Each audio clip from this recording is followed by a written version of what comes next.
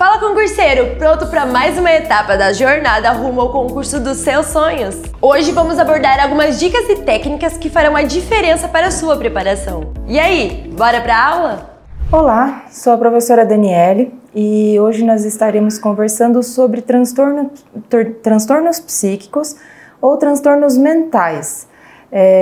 Sou formada em psicologia e hoje nossa aula vai ser sobre esses transtornos. Inicialmente, nós vamos falar sobre a introdução do DSM-5, que é o manual que traz as principais informações e transtornos, todas as informações com relação aos critérios, ao diagnóstico das patologias referentes aos transtornos psíquicos ou mentais. Vamos iniciar com o histórico, né? O que fala sobre o DSM-5, perdão. Ele começa a ser desenvolvido em 1840 nos Estados Unidos e começou com uma procura pelo registro das doenças mentais. Então, ocorreu uma frequência muito grande de doenças mentais e iniciou-se um registro dessas informações. Então, contava com uma categoria como se fosse de loucura, nesse sentido em que as pessoas tinham comportamentos diferentes do normal. E já no censo de 1880, as doenças mentais foram divididas em 7 categorias distintas: mania, melancolia, monomania, paralisia, demência, dipsomania e epilepsia.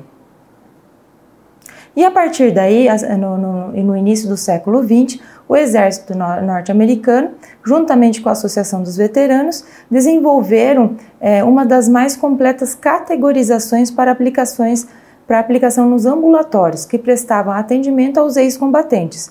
Então, iniciou uma categorização das doenças, sintomas e informações que chegavam dessas pessoas que estavam adoecidas.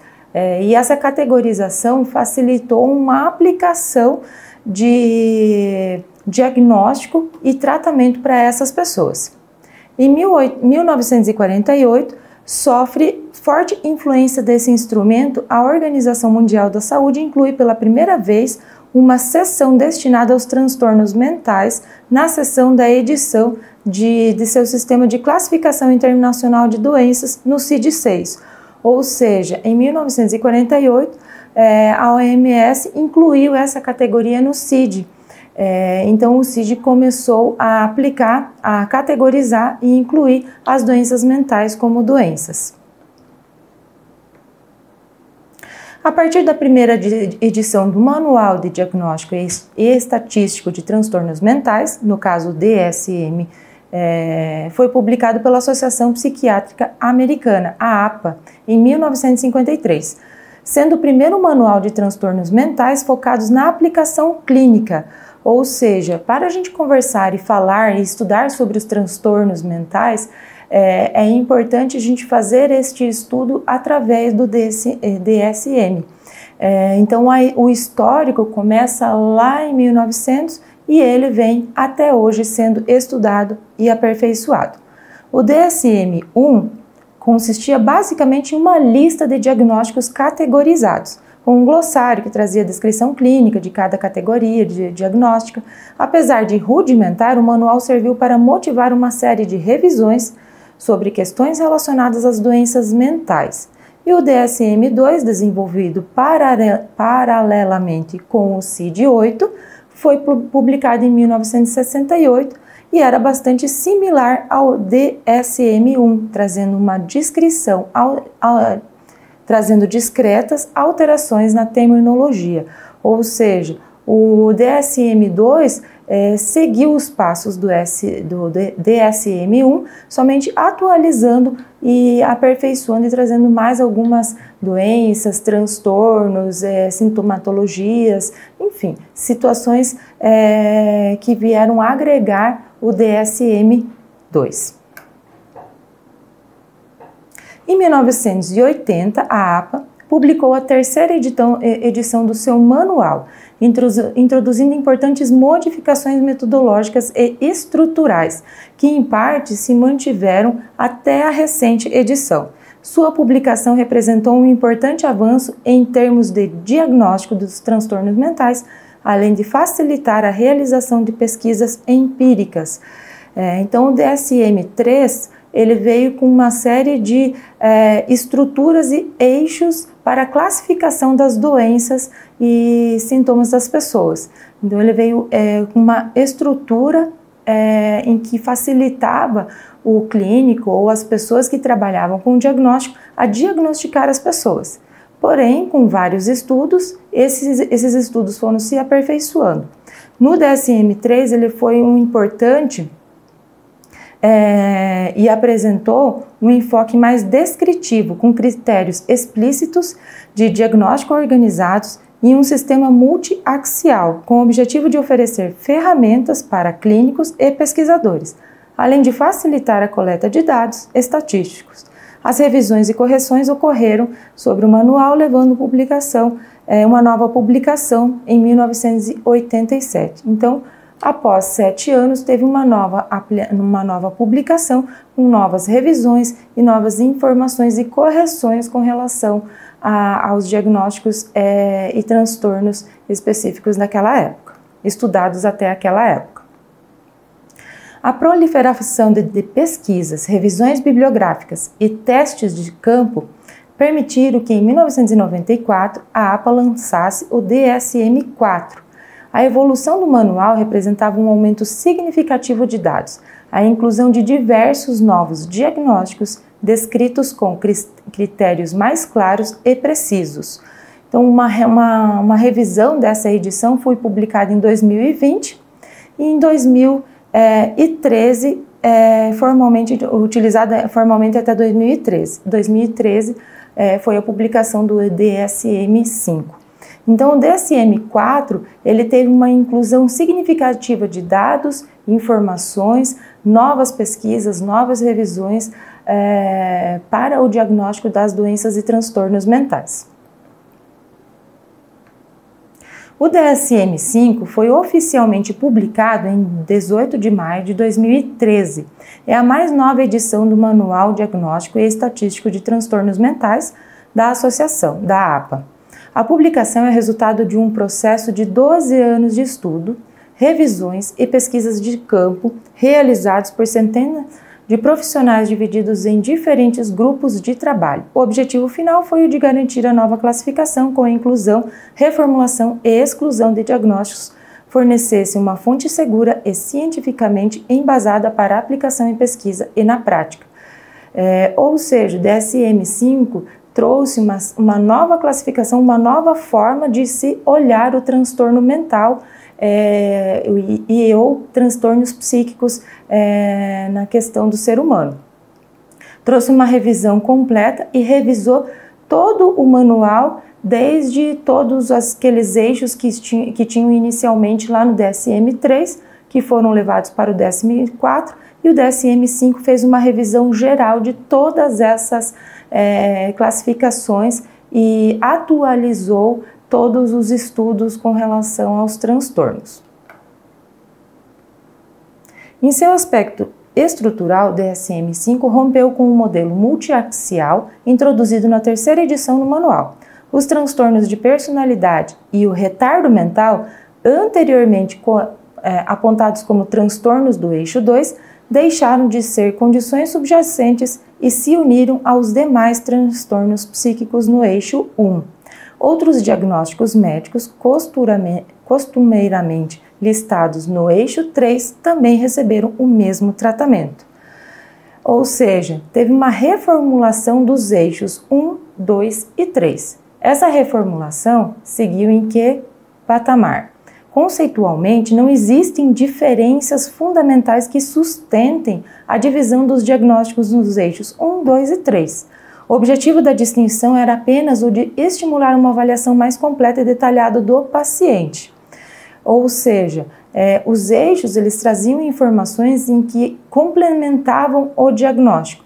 Agora, o complemento do diagnóstico são realizados em outros aspectos mais estruturais e funcionais do ser humano.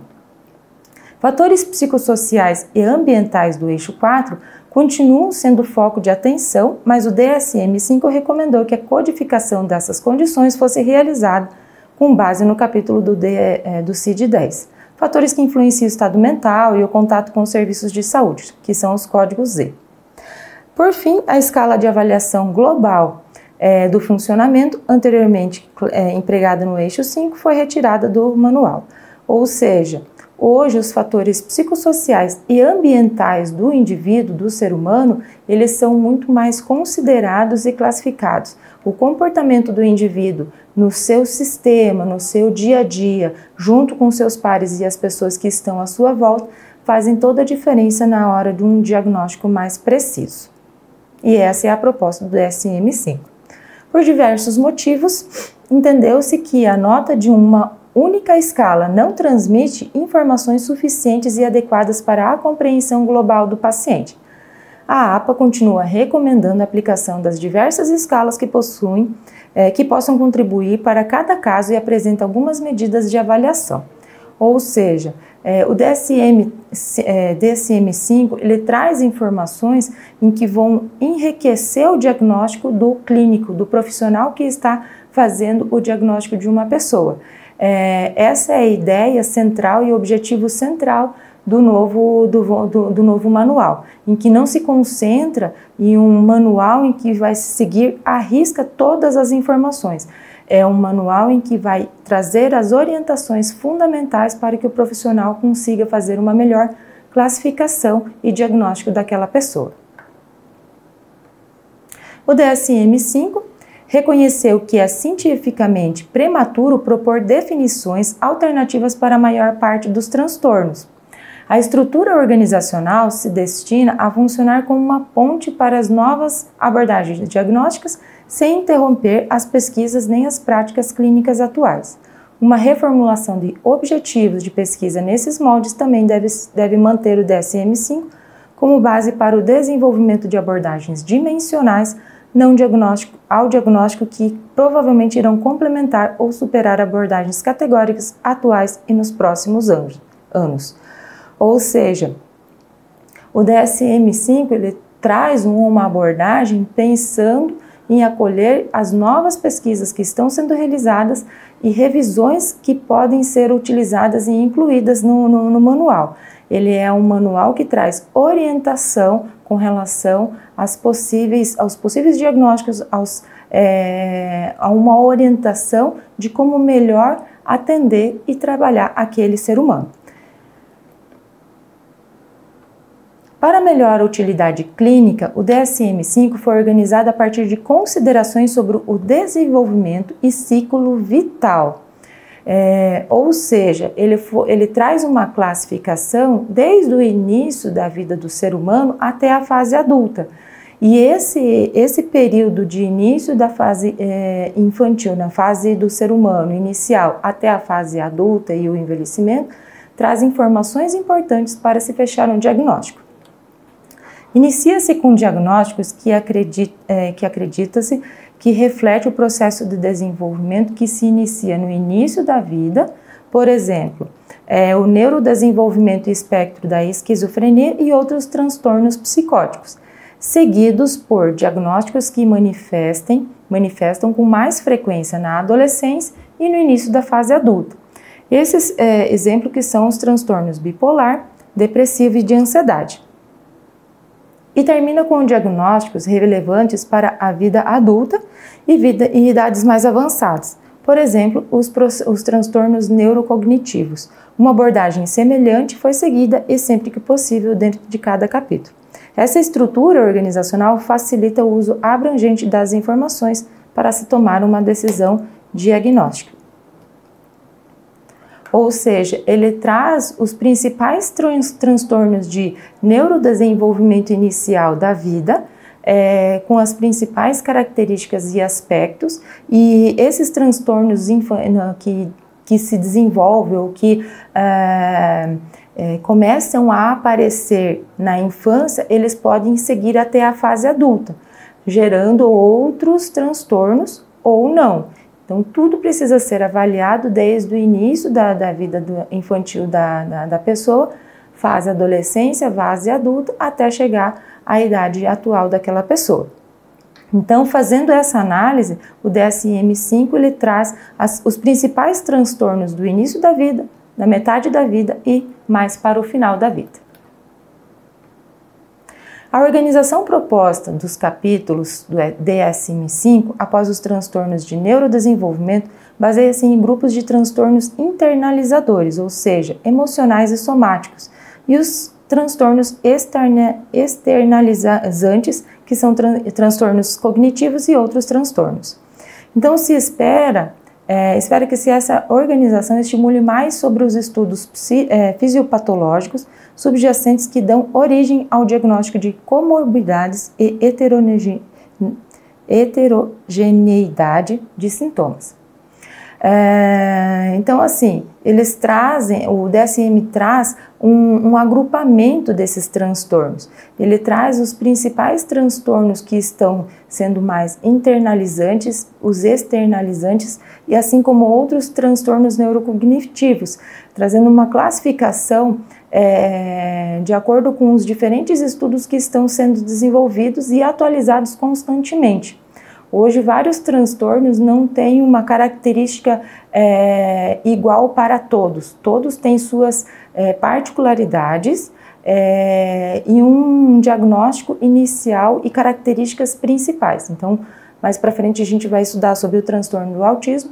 O autismo tem particularidades para se diagnosticar esse transtorno e uma classificação geral, e assim como tem algumas particularidades que podem estar envolvidas em outras alterações daquele ser humano. Transtornos específicos e não específicos. Esse foi uma classificação que foi trazida pelo DSM-5, que apresenta essas duas opções. O que seriam essas duas opções, o específico e transtorno não específico? É uma categoria em que o outro transtorno especificado foi fornecido para permitir que o clínico comunique o motivo específico pela qual a apresentação não satisfaz o critério para nenhuma das categorias dentro da classe do diagnóstico. Isso ocorre para registrar o nome da categoria seguido por um motivo específico. Ou seja, tem uma classificação de uma doença, de um transtorno, porém ele não abrange todos os aspectos para se fechar aquele diagnóstico. Então, por isso, é determinado esse transtorno específico. Por exemplo, para um indivíduo com sintomas depressivos clinicamente significativos, com duração de 4 semanas, mas cuja sintomatologia não se encaixa no limiar diagnóstico para um episódio depressivo maior, o clínico registraria como outro transtorno depressivo especificado, episódio depressivo com sintomas insuficientes. Caso o clínico opte por não especificar o motivo pelo qual os critérios não são satisfeitos para um transtorno específico, sendo então diagnosticar o transtorno depressivo não especificado. Ou seja, o indivíduo ele não apresenta todas as características, nesse caso, nesse exemplo, de um transtorno depressivo. Ele deve estar passando por algumas outras questões que não está formalizado esse transtorno depressivo. Então, para essa situação, se deixa um diagnóstico não especificado. Por qual razão? Que percebe-se que a diferenciação entre outros transtornos especificados e não especificados baseia-se sempre na decisão do clínico, o que proporciona uma flexibilidade do diagnóstico. Então, essa flexibilidade do diagnóstico facilita para o clínico não deixar aquele diagnóstico pronto e definido. Ele deixa um pré-diagnóstico para, com o passar do tempo e o conhecimento, fazer um diagnóstico mais completo e preciso para aquele paciente. Que ele busque novas informações, novas técnicas, novos exames, outros profissionais para se fechar aquele diagnóstico. Então, a partir do momento que tem um pré-diagnóstico, como se fosse um pré-diagnóstico, o clínico pode fazer essa avaliação e, com o passar do tempo, ele vai conseguir fechar esse diagnóstico através de outros profissionais também. Bom, Acrescentando mais algumas informações sobre essa questão do diagnóstico, é importante ressaltar que se não tem um diagnóstico específico e algumas questões ficam em aberto para fechar aquele diagnóstico para o indivíduo, é importante buscar outros profissionais para que seja feita uma melhor avaliação daquele indivíduo. Se for uma suspeita de autismo, buscar outros profissionais para se fazer este trabalho de diagnóstico, assim como também outros diagnósticos relevantes, principalmente na questão infantil e adulto, para buscar outras ferramentas e outros profissionais que possam agregar e facilitar o fechamento desse diagnóstico, certo? Bom, a nossa aula de hoje vai finalizar por aqui, né? Agradeço a todos a compreensão, a aula até aqui e nos vemos até uma próxima. Tchau! E aí, curtiu essa aula? Já deixa o like nesse vídeo que assim a gente vai saber que você quer mais aulas e conteúdos gratuitos como esse. Se inscreva no canal e ative o sininho para receber todas as notificações. Clique no link da descrição desse vídeo e tenha acesso ao curso completo com essa aula e muito mais. A sua aprovação começa aqui. Bons estudos e até a próxima!